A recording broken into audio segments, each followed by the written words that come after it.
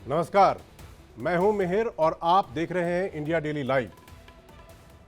4 जून को यह तय हो जाएगा कि इस बार के चुनावों में कौन बनने वाला है चैंपियन या कौन चैंपियन बन जाएगा। वो टीम मोदी की होगी या फिर अपोजिशन विपक्ष में टीम राहुल या किसी और की। तो आज से हमने शुरू किया है ये प्रोग्राम 24 का चैंपियन, जिसमें हम आपको हर दिन बताएंगे कि आखिर इस सियासी मुकाबले में कौन आगे और कौन पीछे है और आज का मुद्दा क्या है और आज किस बात को लेकर बहस और विवाद होता रहा। तो सबसे पहले शुरुआत करते हैं आज की सबसे बड़ी खबर से, और यह खबर आई है सुप्रीम कोर्ट से। सुप्रीम कोर्ट ने एक बार फिर से चुनावी बॉन्ड को लेकर एसबीआई को जमकर फटकार लगाई है। चुनावी बॉन्ड मामले में एसबीआई की लगातार पेशी हो रही है। आज कोर्ट में क्या कुछ हुआ और इस जो कुछ भी वहां पर चल रहा है, इसका लोकसभा चुनाव पर क्या असर पड़ सकता है, इसका क्या उससे लेना देना है, ये हम आपको बताएंगे। इस मामले की बारीकी को समझाने के लिए हमने अपने स्टूडियो में कानून के एक्सपर्ट को भी बुलाया है। वो आपको इसकी बारीकी समझाएंगे, लेकिन पहले ये खबर देख लेते हैं और समझते हैं कि आज का रिसेंट डेवलपमेंट क्या है।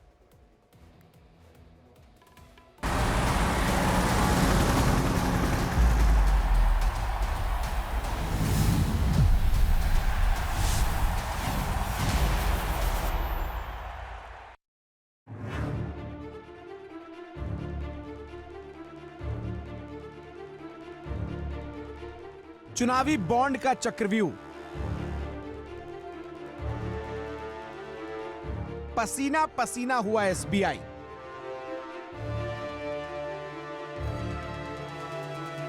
सुप्रीम कोर्ट से सुप्रीम फटकार।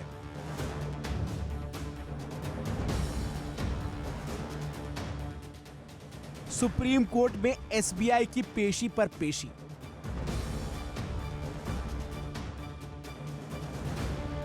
सुप्रीम कोर्ट ने आज एक बार फिर से एसबीआई को फटकार लगाई है।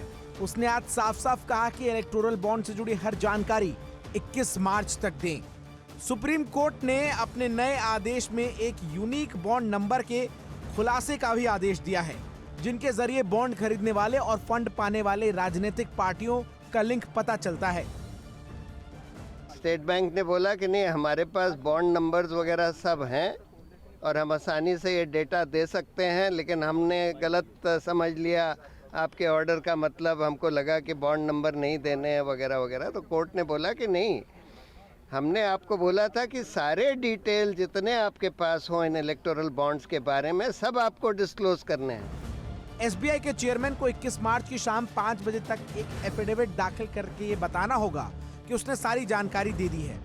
चीफ जस्टिस चंद्रचूड़ की बेंच ने कहा कि एसबीआई जानकारियों का खुलासा करते वक्त सिलेक्टिव नहीं हो सकता और इसके लिए उसे सुप्रीम कोर्ट के आदेश का इंतजार करने की जरूरत नहीं है। उसका ये मतलब नहीं था कि आप बॉन्ड नंबर नहीं देंगे या और कोई डिटेल नहीं देंगे। तो उन्होंने बोला है कि सारे ही डिटेल्स जो भी उनके पास बॉन्ड के बारे में हो, वो पूरे के पूरे डिस्क्लोज करें। चीफ जस्टिस चंद्रचूड़ ने एसबीआई के रवैये पर सवाल उठाते हुए कहा कि एसबीआई चाहती है कि उसे बताया जाए किसका खुलासा करना है। आपको बता दें कि बॉन्ड के यूनिक नंबर्स न होने पर कोर्ट ने 16 मार्च को एसबीआई को नोटिस देकर 18 मार्च तक जवाब मांगा था। स्टेट बैंक के चेयरमैन से बोला है कि वो थर्सडे की शाम तक एफिडेविट कोर्ट में फाइल कर दें कि उन्होंने ये सब डिस्क्लोज कर दिया है। सुप्रीम कोर्ट ने चुनाव आयोग को भी एसबीआई से मिली जानकारी तुरंत अपलोड करने का निर्देश दिया है। बेंच ने 11 मार्च के फैसले में एसबीआई को बॉन्ड की पूरी डिटेल देने का निर्देश दिया था। हालांकि एसबीआई ने सिर्फ बॉन्ड खरीदने और कैश कराने वालों की जानकारी दी थी। इस बात का खुलासा नहीं किया था कि किस डोनर ने किस राजनीतिक पार्टी को कितना चंदा दिया। और इलेक्शन कमीशन इस सारे बॉन्ड नंबर्स के साथ सारे बॉन्ड्स के डिटेल्स तुरंत पब्लिकली डिस्क्लोज कर दें। चुनाव आयोग की वेबसाइट पर मौजूद डेटा के मुताबिक कुछ राजनीतिक पार्टियों ने एसबीआई से बॉन्ड्स के यूनिक नंबर मांगे हैं। तृणमूल कांग्रेस ने कहा है कि उसे नंबर चाहिए ताकि वो सुप्रीम कोर्ट के निर्देश का पालन कर सके। बीजेपी ने एसबीआई से ऐसी कोई अपील नहीं की है। वहीं बहुजन समाज पार्टी ने कहा है कि उसे चुनावी बॉन्ड के जरिए कोई चंदा नहीं मिला है। कांग्रेस ने कहा है कि एसबीआई के जरिए चुनाव आयोग को दिए गए डेटा जारी करेगी।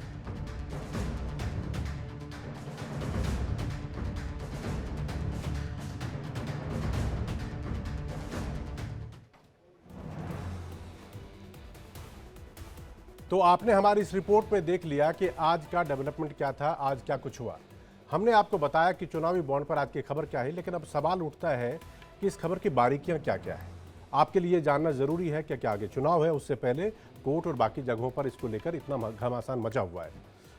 क्या वाकई चुनावी बॉन्ड एक घोटाला है जिसे विपक्ष बार बार उठा रहा है, या फिर ये एक चुनावी स्टंट है? इसको भी समझना आपके लिए बेहद जरूरी है। और जब तक इसकी बारीकी को आप नहीं समझेंगे, जब तक आप ये जान नहीं पाएंगे कि चुनावी बॉन्ड आखिर में है क्या, तो आपके लिए इस पूरे मुद्दे का सियासी समीकरण समझना भी आसान नहीं होगा। तो आइए मेरे साथ मैं आपको बताता हूं कि आखिर में चुनावी बॉन्ड का चकल्लस है क्या और क्यों इस बात को लेकर बार बार। देखिए, चुनावी बॉन्ड का मतलब अगर आसान भाषा में आप समझेंगे तो ये एक तरह का चुनावी चंदा है। पहले भी मिलता था पार्टियों को। 2 जनवरी 2018 को बॉन्ड योजना नोटिफाई हुआ। 2017 के बजट सत्र में इसे पेश किया गया था। और चुनावी बॉन्ड प्रॉमिसनरी एक तरह से नोट होता है, जिसका मतलब है कि आप इसको बैंक नोट भी कह सकते हैं। एक तरह से ये पैसा है जो कि बॉन्ड के फॉर्म में किसी पार्टी को जाता है। कोई भी भारतीय नागरिक या कोई कंपनी इसे खरीद सकती है और किसी भी पार्टी को इसे दे सकती है। तो ये मोटे तौर पर चुनावी बॉन्ड का आसान भाषा में मतलब है। और इसका अभी क्यों इसको लेकर बातचीत हो रही है, क्यों इसको लेकर घमासान मचा हुआ है, ये बताने के लिए हमारे साथ कानून के एक्सपर्ट और लॉयर ज्ञानंद सिंह मौजूद हैं स्टूडियो में। मैं चाहूंगा कि ज्ञानंद की तरफ हम कैमरा दिखाएं। तो ज्ञानंद जी, इंडिया डेली लाइव के दफ्तर में आपका, इंडिया डेली लाइव के स्टूडियो में आपका बहुत बहुत स्वागत है। आप सबसे पहले ये बताइए कि आज के डेट में इस बात को लेकर, कोर्ट की एक्टिविटी को लेकर इतना हल्ला क्यों मचा है? कोर्ट जो कुछ कर रहा है उसका आसान भाषा में हमारे दर्शकों को बताइए। आखिर कोर्ट इसमें इतनी ज़्यादा दिलचस्पी क्यों ले रहा है? देखिए, इससे पहले जो इलेक्टोरल बॉन्ड स्कीम को सुप्रीम कोर्ट ने गैर संवैधानिक घोषित किया था, उसी से लेकर ये कंट्रोवर्सी अभी तक चली आ रही है। जो गैर संवैधानिक इस स्कीम को घोषित किया गया था, उसका कारण ये था कि इसमें पारदर्शिता नहीं थी। ट्रांसपेरेंसी के अभाव में ये कंट्रीब्यूशंस कौन दे रहा है और किसे जा रहा है, इस चीज़ की जानकारी पब्लिक को नहीं थी। इसलिए इसको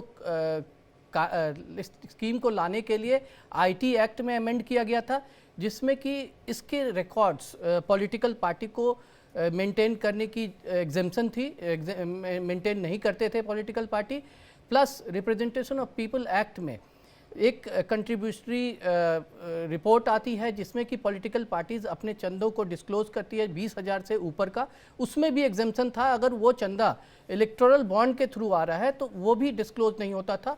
और कंपनीज को भी 7.5% अपने नेट प्रॉफिट से ज़्यादा कंट्रीब्यूशन करने का जो रोक था, वो भी कंपनी एक्ट को अमेंड कर दिया गया था। और एफसीआरए में भी इससे पहले अमेंड किया गया था, जिससे कि फॉरेन कंपनीज को भी बॉन्ड के द्वारा डोनेशन करने का अधिकार आया था। इन सब चीज़ों को देखते हुए एक सीक्रेसी का माहौल था, जिससे ये पता नहीं चल रहा था कि कितना अमाउंट किस पार्टी को कौन कंपनी या कौन सा इंडिविजुअल दे रहा है। ये कंट्रोवर्सी। ये जो लास्ट में आपने पॉइंट उठाया कि किस पार्टी को कौन सा आदमी या कंपनी कितने पैसे दे रहे हैं, ये एक सीक्रेसी है। अभी जो कुछ भी पिछले 3-4 दिनों का डेवलपमेंट है 15-16 तारीख के बाद से, उसमें ये तो पता चल गया कि किसने पैसा दिया और कितना, और किसको कितना मिला। लेकिन ये जानकारी अभी भी मिसिंग है और शायद इसीलिए बार बार सुप्रीम कोर्ट के टारगेट पे, निशाने पे एसबीआई है कि किस पार्टी को किस आदमी ने कितना दिया। इसका पॉलिटिकल रेमिफिकेशन या अभी चुनाव से पहले जो सुप्रीम कोर्ट के आदेश है या सुप्रीम कोर्ट जो जानना चाह रही है, उससे क्या लिंक हो सकता है, वो आप समझाइए हमारे दर्शकों को। देखिए, लिंक ये है जिस आधार पे ये केस किया गया था, ये था कि पॉलिटिकल पार्टीज को अगर अनडिस्क्लोज चंदा दिया जाता है तो इससे क्विड प्रो को की संभावना होती है। किसी पर्पस के लिए कोई व्यक्ति या कोई कंपनी किसी पॉलिसी चेंज के लिए किसी पॉलिटिकल पार्टी को पैसा दे सकती है और उससे उसका लाभ उठा सकती है। इससे ये पब्लिक इंटरेस्ट में नहीं है। और इसी मुद्दे को देखते हुए जैसे कई पार्टी जो रूलिंग पार्टी हैं, उनको किसी ने कंट्रीब्यूशन दिया, उस कंपनी का जो स्टेटस है वो शेयर मार्केट है या उस कंपनी का जो एसेट्स है, उस कंपनी को जो कॉन्ट्रैक्ट्स मिले, वो पब्लिक को जानना जरूरी है। इससे पहले जो राइट टू नो था, उसमें हमने right to know a candidate था कि कैंडिडेट जब इलेक्शन में आता है तो उसके बारे में आप एफिडेविट में डिस्क्लोज करते हैं वो कितना पढ़ा है, उसके कितने एसेट्स हैं। अब उसको सुप्रीम कोर्ट ने राइट टू नो को एक्सटेंड कर दिया है पॉलिटिकल पार्टीज पे। पॉलिटिकल पार्टी किससे चंदा ले रही है और किसके लिए काम कर रही है, अब वो पब्लिक उस स्टैटिस्टिक्स को वर्कआउट करेगी कि इस पार्टी ने, इस कंपनी ने इस पार्टी को चंदा दिया। और ये कई बार ऐसा भी देखा गया है, जैसे कोई पार्टी पावर में आती है, जैसे तृणमूल कांग्रेस पार्टी पावर में आई वेस्ट बंगाल में, उसके बाद उसका कंट्रीब्यूशन बढ़ रहा है। तो ऐसे स्टैटिस्टिक्स हमें उस दिशा में ले जाएंगे कि क्विड प्रो को हो रहा है। अगर ऐसा है तो पारदर्शिता होनी चाहिए। मतलब आपको मैंने फायदा पहुंचाया, उसके बदले में आपने मुझे फायदा पहुंचाया, ये एक तरह से आप आसान भाषा में ये कहना चाहते हैं। Yes. हम अपने दर्शकों को पहले ये बताना चाहेंगे आखिर कोई आदमी बॉन्ड कैसे खरीद सकता है और किसी दूसरी पार्टी को दे कैसे सकता है। तो देखिए, बॉन्ड सिंपल है कि आप एक कोई ABC नाम का कोई इंसान है, ए ने, जैसे देखिए आप समझिए इसको, एक कि ए ने 5 करोड़ का एक बॉन्ड खरीदा और बी को ए ने 5.5 करोड़ रुपए में बेच दिया। बी क्या कर रहा है कि बॉन्ड किसी पार्टी को दे देता है, बॉन्ड के बदले अपने पक्ष में काम करवाता है, जो ज्ञानंद अभी क्यों की बात कर रहे हो। पार्टियों के खाते में नाम ए का ही पैसा आएगा, पार्टी को चंदा भी मिल गया, बी का काम भी हो गया और खरीदा किसने? ए। ज्ञानंद, शायद आप यही बात बताना चाह रहे थे। यस, यही बात मैं बता रहा था। अभी तक जो ये पैसे आ रहे हैं, जो किस पार्टी ने, किस इंडिविजुअल ने किस पार्टी को दिया, उसके बाद उससे क्या फ़ायदा उठाया, जब पब्लिक को ये पता नहीं है तो राइट टू नो हम किस पार्टी को वोट दे रहे हैं, किस हमारी सरकार है, हमें जानने का अधिकार है कि सरकार कैसे फंक्शन कर रही है, सरकार देश हित में फंक्शन कर रही है, वोटर्स के लिए फंक्शन कर रही है या अपने कंट्रीब्यूटर्स के लिए काम कर रही है। तो कहने का मतलब ये है कि अगर इस सीक्रेसी से पर्दा उठ जाए कि किसने किसको कितना पैसा दिया, तो आप एक तरह से रिलेशनशिप जोड़ सकते हैं कि इसके बदले में उसे फायदा पहुंचा या नहीं पहुंचा। यानी यही बात आप कहना चाह रहे हैं? यही बात है। और अभी भी आप देखेंगे, इससे एक और मुद्दा उठता है। इससे पहले हमने एक कैप लगाया था इलेक्शन में, आप इतने खर्च कर सकते हैं। ये जो फंड्स हैं ये अनडिस्क्लोज्ड आते हैं और अभी तक जितनी भी पॉलिसीज़ रही हैं, even representation of people act में कि 20,000 से ऊपर का चंदा जो होता है वो डिक्लेयर करना रहता है। तो इलेक्टोरल बॉन्ड एक ऐसी स्कीम थी जिसमें पारदर्शिता नहीं थी, अदरवाइज सारे जो कानून हैं सब में पारदर्शिता थी। यहाँ तक कि एक कैंडिडेट जो इलेक्शन के दौरान खर्च करता है उसे भी वो हिसाब मेंटेन करके रखना पड़ता है कि उसने कितने खर्च किए हैं। जी ज्ञानत, अब ऐसा है कि आपने इस बात को बारीकी से हमें समझाया। अब जरा हम देखते हैं कि देश में इस पर क्या प्रतिक्रिया हो रही है, फिर आपसे दोबारा बातचीत करेंगे।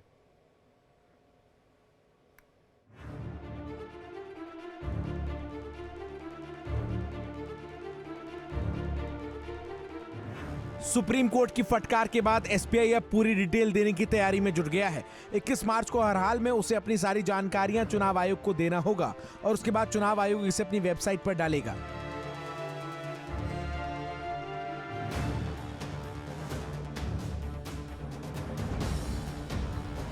इस खबर पर अलग अलग पार्टियों की प्रतिक्रिया आई है। किस पार्टी के किस नेता ने क्या कहा, ये हम आपको बताते हैं। सबसे पहले आप सुनिए आम आदमी पार्टी के नेताओं ने क्या प्रतिक्रिया दी है। वाले इलेक्टोरल बॉन्ड की बात नहीं कर रहे हैं कि क्या क्या छुपा रखा था 10 साल में, कैसे एजेंसियों का दुरुपयोग करके छापे मार करके चंदा इकट्ठा किया इन्होंने। इस तरह की तो वसूली देश में जो गुंडे हैं वो भी नहीं करते हैं। अब काला चिट्ठा सामने आ रहा है। मेरे ख्याल से अब तक भारत के अंदर इतना बड़ा भ्रष्टाचार, सरेआम सरकारी एजेंसियों का, सरकारी तंत्र का दुरुपयोग करके किसी ने नहीं किया होगा। मुझे लगता है कि भारतीय जनता पार्टी के लोगों को इस पे जवाब देना चाहिए और मुझे लगता है कि इसी डर से भाजपा की ये कोशिश है कि लोग सवाल न उठाएं, इसलिए उनको जल्दबाजी है कि जल्द से जल्द जो है सब लोग जेल के अंदर हों, जिससे कोई सवाल उठाने वाला ना मिले। देखिए, जब आप कोई और रास्ता छोड़ेंगे ही नहीं पॉलिटिकल फंडिंग का, तो सब पार्टियों को मजबूर होना पड़ेगा उसके अंदर। मगर ये कानून बनाया किसने? भारतीय जनता पार्टी ने। दूसरी बात, ये अरुण जेटली जी इसको संसद में लाए थे, इसका संसद में विरोध हुआ, आरबीआई तक ने इसका विरोध किया। उस वक्त इसके बारे में कहा गया था कि इससे ट्रांसपेरेंसी कम होगी। आरबीआई के उस वक्त के गवर्नर ने तो ये भी कहा था कि इसके अंदर जो है डिजिटल पूरा का पूरा डिजिटल होना चाहिए, इसके अंदर जो है ये फिजिकल बॉन्ड नहीं होना चाहिए। मगर केंद्र सरकार ने ना मानते हुए ये काम किया है और जिस तरीके से छुपा रही है केंद्र सरकार, कोर्ट में भागती हुई नजर आ रही है, इससे पता चलता है दाल में काला है। सबसे ज्यादा चुनावी चंदा बीजेपी को मिला है। बीजेपी ने भी इस पर अपना पक्ष रखा है। सुनिए बीजेपी नेताओं का क्या कहना है। तो ये तो कौन सी नई बात है भाई, ये बीजेपी के हमारे बैलेंस शीट में है। भाई कोई काला धन थोड़ी ना है, ये चेक से लिया हुआ पैसा है, बॉन्ड के दिया हुआ पैसा है, ये हमारे डेटा शीट में है। सवाल तो ये उठता है कि ये इलेक्टोरल बॉन्ड के पहले चुनाव फाइनेंसिंग कैसे होती है, जरा बताए कांग्रेस पार्टी, डीएमके, टीएमके, जितनी पार्टियां हैं ये परिवारवादी, कितना पैसा आता था, कितना आता था पार्टी में, कितना जेब में, ये बताएं ना। काला धन का खेल रोकने के लिए हम इलेक्टोरल बॉन्ड्स लाए थे, इसमें सुधार की बहुत गुंजाइश हो सकती है। हमारी मंशा साफ थी, हमेशा मंशा साफ रहेगी। कांग्रेस चुनावी बॉन्ड को लेकर सबसे ज्यादा मुखर रही है। उसके नेताओं ने भी सुप्रीम कोर्ट के इस आदेश पर अपनी बात रखी है। आइए जानते हैं उनका क्या कहना है।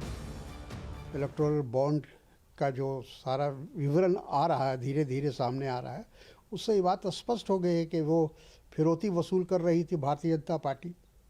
बिल्कुल मैं समझता हूँ कि माननीय सुप्रीम कोर्ट का ये निर्देश जो लगातार स्टेट बैंक ऑफ इंडिया के द्वारा सरकार को बचाने के लिए, मोदी सरकार को बचाने के लिए जो कोशिश चल रही थी, उससे एक तरह से उसके खिलाफ ये फैसला है। ये जो बॉन्ड उसके पास गया है वो आखिर ईडी आईटी के पहले नोटिस या छापा पड़े हैं और उसके बाद 14 कंपनी इसको पैसा दिए हैं। तो लगातार ये दबाव और धमकी के माध्यम से चंदा उगाही करने का जो आरोप है पूरे देश में, ये पिछले 10 साल में सबसे बड़ा घोटाला है। चुनावी बॉन्ड को लेकर एसबीआई भी लगातार अपना पक्ष रख रही है, सुप्रीम कोर्ट के हर आदेश का पालन कर रही है। लेकिन इन सब के बीच बड़ा सवाल यह है कि आखिर इस चुनावी बॉन्ड पर राजनीति से राजनीतिक पार्टियों को क्या चुनाव में फायदा होगा।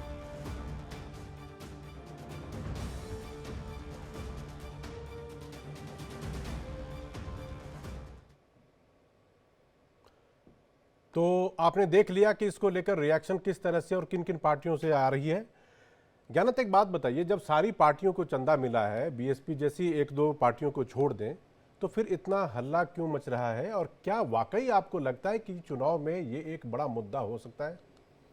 देखिए, अदरवाइज अगर प्राइमा फेसाई देखें तो इलेक्टोरल बॉन्ड एक क्लीन स्कीम है। लेकिन जब हम क्विड प्रो को, अभी जो डेटा की बात चल रही है कि आप इसको लेकर डेटा रिलीज़ करें, उसमें उसको लेकर बहुत ही अटकलें हो रही हैं कि उससे कुछ क्विड प्रो को दिखेगा, जो रूलिंग पार्टी हैं उसके खिलाफ कुछ एम्यूनिशन मिलेगा। इसीलिए इलेक्शन जो है के पहले ये माहौल आ रहा है कि डेटा रिलीज़ हो कि कौन से डोनर्स थे, कौन से कंट्रीब्यूटर्स थे, और उन्होंने सरकार से या रूलिंग पार्टी से, मे बी मैं सेंट्रल गवर्नमेंट या स्टेट गवर्नमेंट्स में भी कई सरकारों को, कई पॉलिटिकल पार्टीज़ को पैसे मिले हैं, तो उन्होंने क्या फ़ायदा उठाया, जो डोनर्स थे उन्होंने क्या फ़ायदा उठाया, क्या ये क्विड प्रो को थी। दूसरा कि कई कंपनीज़ ने अपनी औकात से ज़्यादा पैसे डोनेट किए हैं, वो भी बहुत इम्पॉर्टेंट है, वो पब्लिक इंटरेस्ट में है हमारा जानना। इससे पहले कंपनीज एक्ट में 7.5% का कैप था कि नेट प्रॉफिट के 7.5% से ज़्यादा नहीं दे। अब ये कैप हटा दिया गया था इलेक्टोरल बॉन्ड के लिए। तो इन मुद्दों से कई जगह पे हमें जो कंपनीज का जो एडमिनिस्ट्रेशन है उस पर भी काफ़ी कुछ दिखेगा, और उस अमाउंट का जो क्विड प्रो खो हुआ या नहीं हुआ, ये जानकारियां मिलेंगी, जो कि इलेक्शन में एक नया मुद्दा बन के उठेगा। जी जी जी।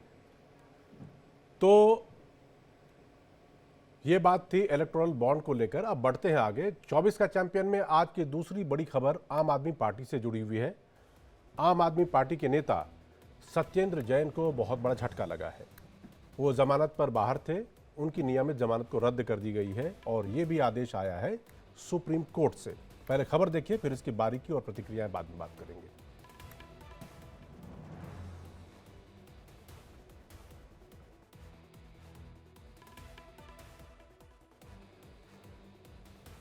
ये आप देख रहे हैं थोड़े दिनों पहले की तस्वीर है, जब वो जेल में बंद थे तो ये आई थी और इसको लेकर काफ़ी कुछ हो हल्ला मचा था और बयानबाजी हुई थी कि आखिर जेल में कोई इंसान इस तरह से कैसे रह सकता है, और अगर वो जेल में हैं तो फिर जेल में किस तरह की सुविधा या जेल में कैसे वो काम कर रहे हैं। फिर बाद में ये भी खबर आई कि उनकी तबीयत ख़राब हो गई थी और फिर उन्हें ज़मानत पर बाहर रिहा कर दिया गया और आज फिर वापस उन्हें जेल में जाने के लिए कहा गया। तो जैसा कि हमने आपको वादा किया था कि हम आपको खबर तो दिखाएंगे ही, साथ ही साथ उस खबर की बारीकियों के बारे में भी बताएंगे, जिससे आप उस खबर की पूरी डिटेल कुछ ही मिनटों में समझ जाएं। सत्येंद्र जैन को अब हर हाल में एक बार फिर से जेल जाना होगा, लेकिन अब सवाल ये उठता है कि आखिर क्यों? आम आदमी पार्टी पर सुप्रीम प्रहार, सत्येंद्र जैन पर कसा शिकंजा, अब फिर से जेल जाना पड़ेगा, नियमित जमानत रद्द।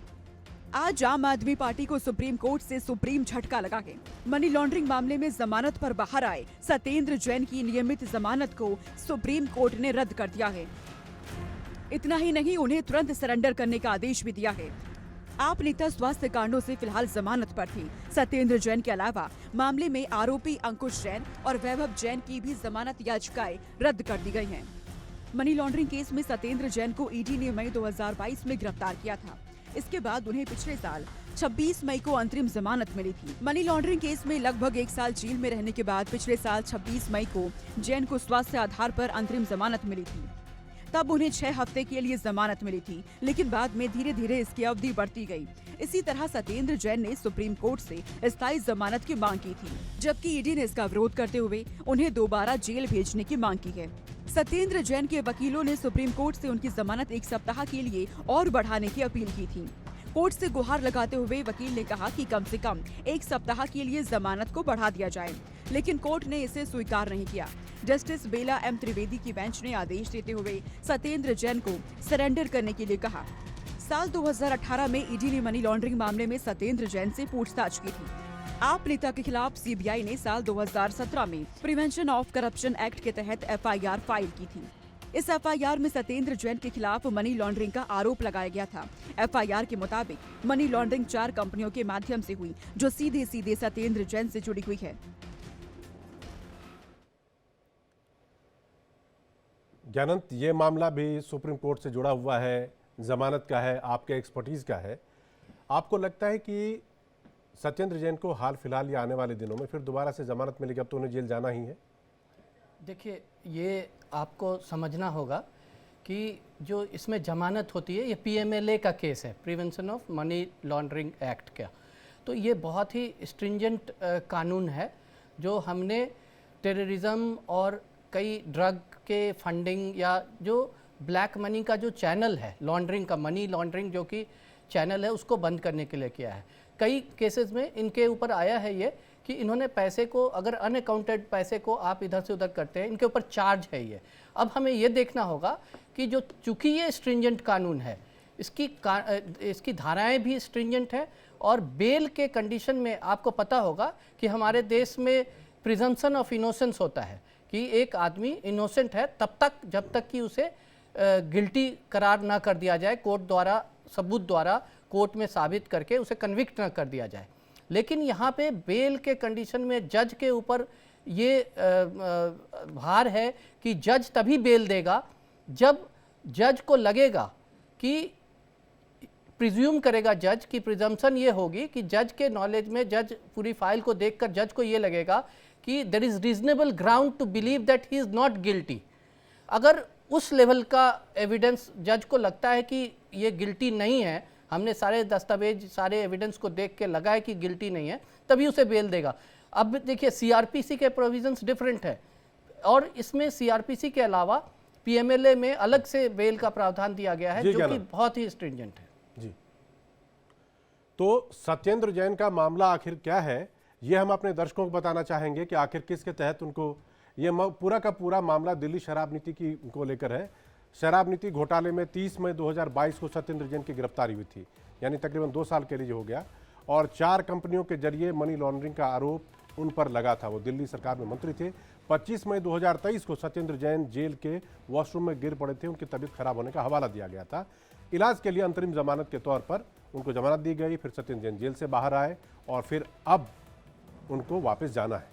शराब नीति घोटाले में मनीष सिसोदिया और संजय भी गिरफ्तार हो चुके हैं और सीएम केजरीवाल को ईडी ने बार बार 9 बारी अब तक समन भेज चुकी है। यानी तो एक बात बताइए कि ईडी एक के बाद एक जब समन आपको भेजती है, जैसे केजरीवाल को वो 9 बार अब तक भेज चुकी है, ऐसे में आगे क्या हो सकता है? गिरफ्तारी का रास्ता बिल्कुल साफ हो जाता है इसके बाद? देखिए, ईडी जब आपको समन्स भेजती है, कोई प्रेडिकेट ऑफेंस होता है जो कि ऑलरेडी रजिस्टर्ड है, सीबीआई ने कर रखा है, उसमें ईडी को लगता है कि इनसे कुछ पूछताछ करके कुछ शक है कि मनी लॉन्ड्रिंग का केस इनके ईपर भी बनता है, तो ईडी आपको क्लैरिफिकेशन के लिए बुलाती है। अगर आप बार बार नहीं जाते हैं तो ईडी के पास अधिकार होता है कि वो आपका कस्टोडियल इंटरोगेशन मांगे, और आप चूंकि इन्वेस्टिगेशन से कोऑपरेट नहीं कर रहे हैं तो कोर्ट भी आपके फेवर में नहीं आएगी और आपको जुडिशियल कस्टडी या ईडी की कस्टडी में कोर्ट भेज देगी अगर आपने बहुत बार इस तरह का उल्लंघन किया है। आपने देखा अभी झारखंड में झारखंड चीफ मिनिस्टर को भी ईडी ने बहुत सारे नोटिस भेजे थे, उसके बाद उन्हें अरेस्ट किया गया। जी ज्ञानंद, तो सत्येंद्र जैन का मामला क्या था वो आपको आसानी से हमने समझाया और इसमें हमारी मदद की ज्ञानंद सिंह ने, जो कि लॉयर भी हैं और कानून के जानकार हैं। फिलहाल रुकेंगे यहाँ पर एक छोटे से ब्रेक के लिए। ब्रेक के उस पार 24 का चैंपियन में आपको बताएंगे हॉट सीट, यानी कि किसी एक सीट के बारे में कि इस बार लोकसभा चुनाव में वहां पर क्या कुछ होने वाला है, किसका पलड़ा भारी है और किसका कमजोर। बने रहिए इंडिया डेली लाइव के साथ।